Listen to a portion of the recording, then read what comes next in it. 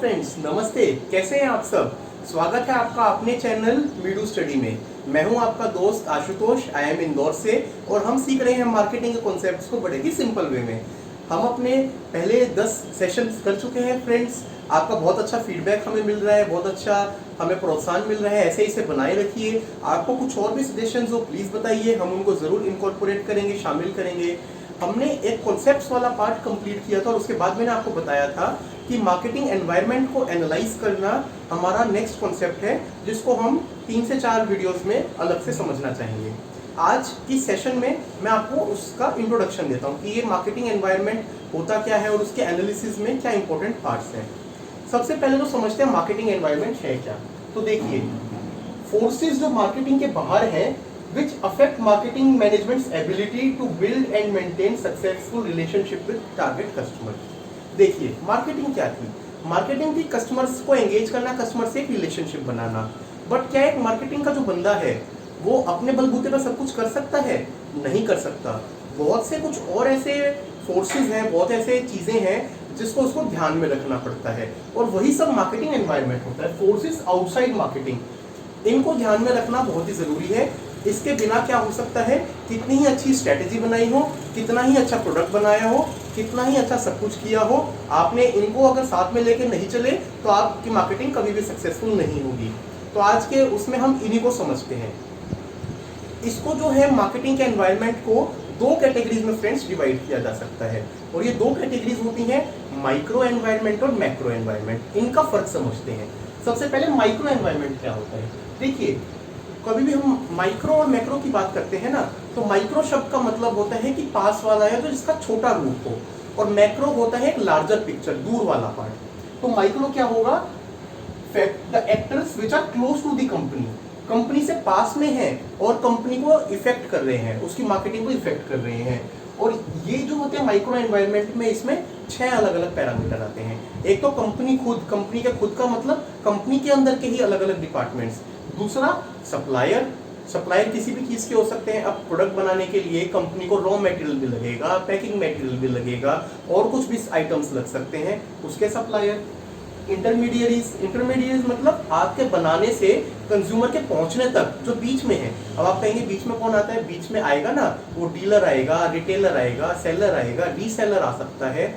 फिर आता है कॉम्पिटिटर, आपके प्रोडक्ट के साथ साथ कंपटीशन में तो कुछ ना कुछ बना रहे हैं। अगर आप उसको ध्यान में नहीं रखेंगे, हो सकता है वो आपसे बेहतर प्रोडक्ट कम दाम में बना दे और आप देखते रह जाएं, तो उसको भी ध्यान में रखना पड़ेगा। 5वां आता है पब्लिक्स, कुछ और पब्लिक ग्रुप हैं जिसमें कुछ फाइनेंशियल ग्रुप्स होते हैं, कुछ पॉलिटिकल फैक्टर्स हैं, लोकल फैक्टर्स हैं, और सबसे लास्ट में आता है कस्टमर, जिनके लिए आप बना रहे हैं। ये सब पार्ट है माइक्रो एनवायरनमेंट का, जो कंपनी के पास है और कंपनी की पॉलिसीज को इफेक्ट करते हैं। फ्रेंड्स, दूसरा इंपॉर्टेंट पार्ट होता है मैक्रो एनवायरनमेंट। वो था स्मॉल, ये है लार्ज फोर्सेस, जो कहीं ना कहीं इन हमने जो पैरामीटर पढ़े उन पे इफेक्ट डालती हैं, और फिर कंपनी को अपनी मार्केटिंग को चेंज करना पड़ता है। और मैक्रो एनवायरनमेंट में भी माइक्रो की तरीके से 6 फैक्टर्स होते हैं इंपॉर्टेंट, जिनको देख के चलना पड़ता है। सबसे पहला होता है डेमोग्राफिक। किसी भी चीज के डेमोग्राफिक मतलब उसका ओवरऑल जो है वो किस तरीके का मिश्रण है, किस तरीके के उसमें एज ग्रुप के लोग रह रहे हैं, या फिर मेल फीमेल्स कैसे हैं, वहाँ पे किस तरीके से सोसाइटी डेवलप हुई है ना ओवर द टाइम, वो कहीं ना कहीं उसकी डेमोग्राफी में रिफ्लेक्ट होता है। दूसरा, इकोनॉमिक फैक्टर्स कैसे हैं। अब जैसे हमने बात कर रहे थे, आपने सब कुछ किया, इकोनॉमी में कोविड-19 का इफेक्ट आ गया, बदलनी पड़ गई ना आपको अपनी मार्केटिंग की स्ट्रेटेजी, ये भी इंपॉर्टेंट फैक्टर है। थर्ड, कुछ नेचुरल फैक्टर्स हो सकते हैं। अगेन, कुछ कैलेमिटी आ गई, फ्लड आ गया, सुनामी आ गई, कुछ और नेचुरल चेंजेस आ गए। टेक्नोलॉजिकल चेंजेस, ये बोला जाता है कि हर 10 महीने में टेक्नोलॉजी चेंज हो जाती है, तो क्या आपको अपने उसको अडेप्ट नहीं करना पड़ेगा? डेफिनेटली करना पड़ेगा। पॉलिटिकल चेंजेस, बहुत से देशों में तो ऐसा भी होता है कि पॉलिटिक चेंज जो है वो कंपनी में बहुत ज्यादा इफेक्ट डालता है। क्यों? कोई नई सरकार आएगी, वो जिस हिसाब से पॉलिसीज बनाएगी उस हिसाब से आपको अडेप्ट करना पड़ेगा।